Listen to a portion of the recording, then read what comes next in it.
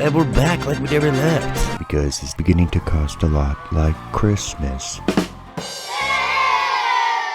We're going to cover a bunch today. We're going to cover the lamest attempt at a suicide bomb this side or that side or any side of the Mississippi. We're also going to talk about a mastermind sleuth who was disguised as a plumber who was able to infiltrate the Catholic Church and expose some shocking secrets. Plus a huge announcement for the show and just a tiny bit more coming in hot right now. I can feel it all the way down in my plums. Yeah! So the what?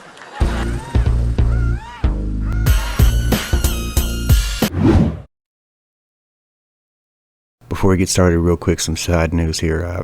Vicente Fernandez left us on Sunday, and there will never be a Cinco de Mayo or any barbecue during the summer that'll be the same. So rest in peace.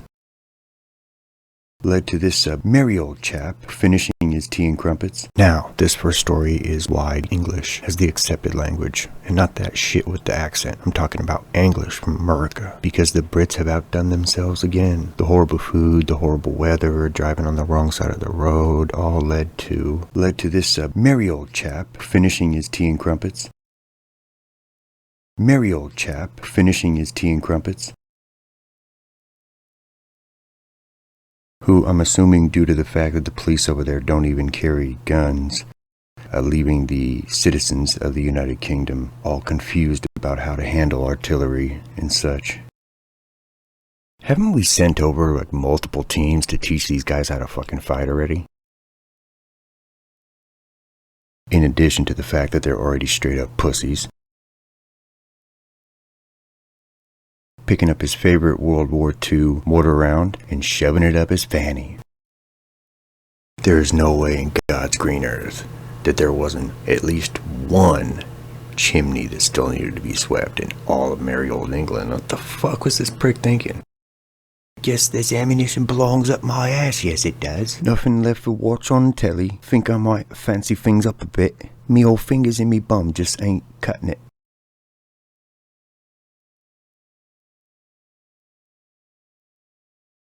Guinness World Records paid him a visit in the ER as well to document the worst suicide bombing ever attempted. So there's that. Guinness World Records paid him a visit in the ER as well to document the worst suicide bombing ever attempted. So there's that.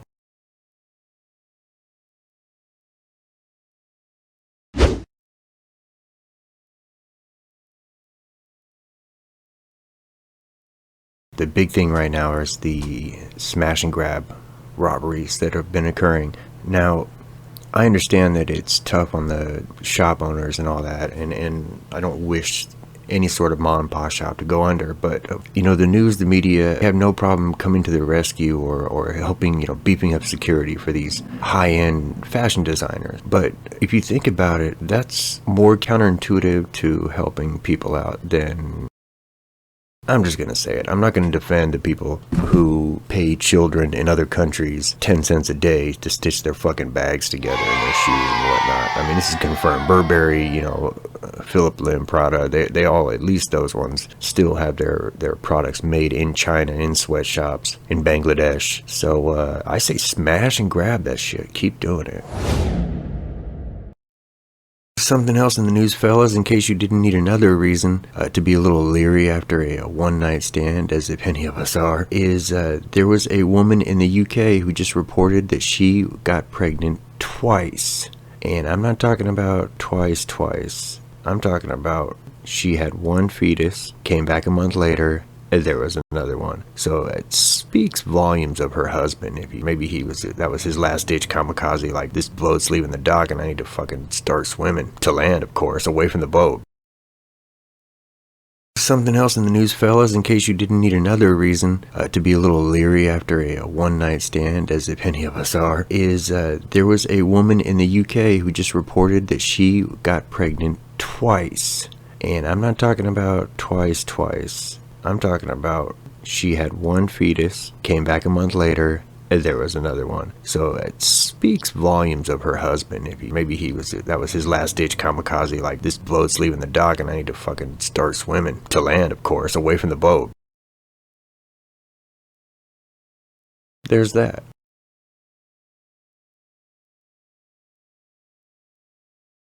Moving the fuck on.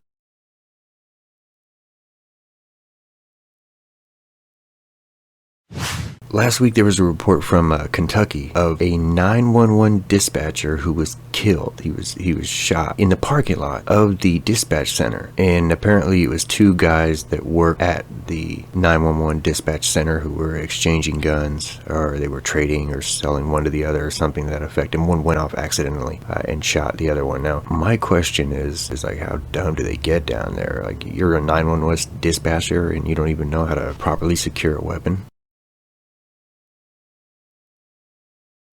But I'm thinking of it a different way. I'm thinking the gentleman who accidentally fired the gun, he had an itch he had to scratch. He's like, you know what, I haven't killed, and I need to feel the end of a man's life.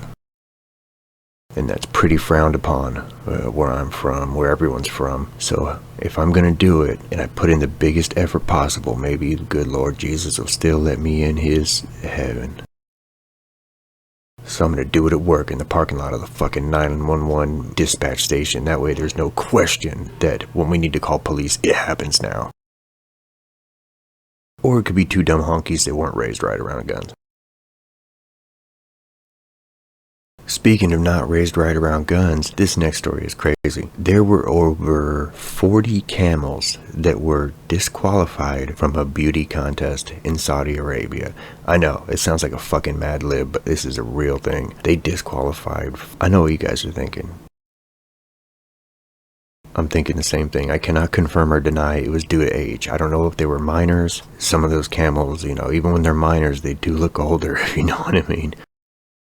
But the listed reason for the disqualification was due to Botox. They were shooting Botox into the lips, ears, and other parts of the camel's body. Okay, what I don't get is, how come these guys can't just stick to your typical breast implants for the camels here? I mean, I don't know why they have to go to above and beyond. I mean, everyone's fine with getting a couple of breast implants put in. I think it's frowned upon, but it's allowed in the beauty contest. And these guys are fucking these camels, right? I mean, what the fuck? It says some breeders use fillers for facial relaxation and hormones to exaggerate muscles in their camels. Other violations included stretching out the lips and noses of some camels and embellishing certain body parts with rubber bands. What the fuck? These guys are all fucking each other's camels too, I bet. This is fucking disgusting.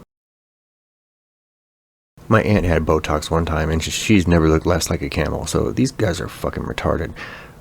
Sorry, I'm not supposed to say the retarded word, but they are.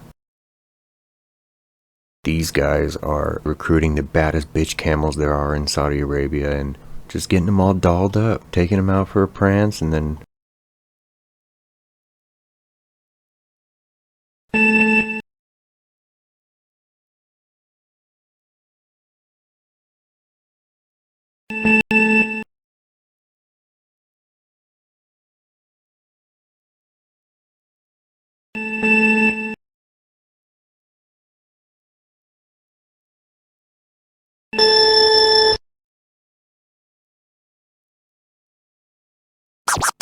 This story actually hits close to home, and I'm going to tell you why. In kindergarten, I made my father a Father's Day card. Come to find out, this guy was the world's worst fucking mama's boy ever. He was texting pictures that he made of, you know, bodies with bullet holes in them, bloody, and the mom made a comment to the effect of, hey, you better get rid of the evidence. Well, hey, mom, you know, actually, she might have been onto something. Now, like any... How old are you in kindergarten? 6 years old. Like any 6-year-old, I was absolutely obsessed with the new pistol that my father had just given me. It was a pellet gun, no big deal. You know, I wasn't doing any fucking school shooting with it. But on his card, I made a bullet hole. And you want to talk about a bait and switch? The teacher gave me one of those stickers that they give the good kids in class. You know, it's the only fucking time I ever got one. Any of those goddamn stickers was to cover the fucking bullet hole in the card. But I covered it. And to this day, I still have the picture of the card with the outline of the sticker and the bullet hole. What I'm getting at here is if this kid's mom would have gotten to him like my mom got to me, you know, the mom showed up a little late to the party on this one, but, you know, things could have been avoided. It's a sad situation. You know, it's not a sad situation because actually it's a great situation for the fact that the parents are finally being charged. If you have to do everything your parents tell you to do and you have not been emancipated before the age of 18, then everything you do should be your parents' responsibility, and I think that's perfect. I think that they should go down, especially when the mom was obviously aware of it, and the dad must have been aware of it, and they're buying the kid guns for Christmas. I mean, parents that give a kid a gun who's obviously got some sort of mental issues are, I mean, you don't distribute NAMBLA flyers at a Catholic church. I mean, it's counterintuitive. These people need to be held responsible.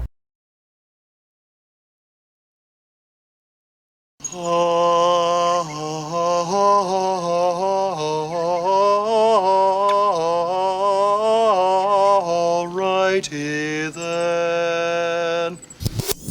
Speaking of the church and being guilty until proven innocent, Joel Osteen at Lakewood Church was the location of a robbery, quote unquote. Back in 2014, I believe, there was a stash of donations that were taken from the safe in the form of cash and envelopes with checks, personal checks written in that nature. And this week, a plumber who was replacing a toilet that was broken, for some reason had to remove the toilet from the wall. I'm not even going to get started on that because what the hell happened there? How do you bust a toilet so bad you have to remove it from the wall? I mean, I've done some damage, but that's crazy. Anyways, this guy found roughly 600 grand in donations that was reported stolen during a robbery taken from a safe back in 2014. Now, I'm here to tell you, I've done my share of crimes, and I may be no mastermind, and I haven't gotten away with all of them. But one thing I'm almost positive about is you never want to leave what you stole at the location you stole it from. Almost never. I mean, very rarely do you want to leave what you're stealing where you took it from. Now, I'm here to tell you, I've done my share of crimes, and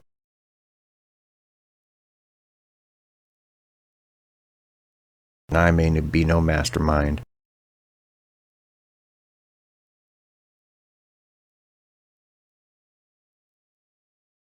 And I haven't gotten away with all of them.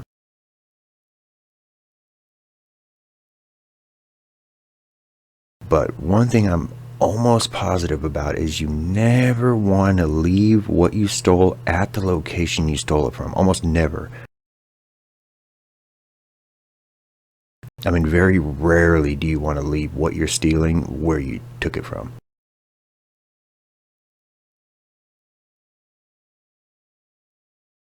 I think the real concern here is, what's the Catholic Church going to do if they're brought under scrutiny by law enforcement? I mean, they've got no previous experience being brought under scrutiny by law enforcement for any goings-on. So who knows how they're going to handle this injunction? We shall see. That's been the show, guys. Thank you for tuning in. I appreciate it. And for the last time, please, enough with the subscribing.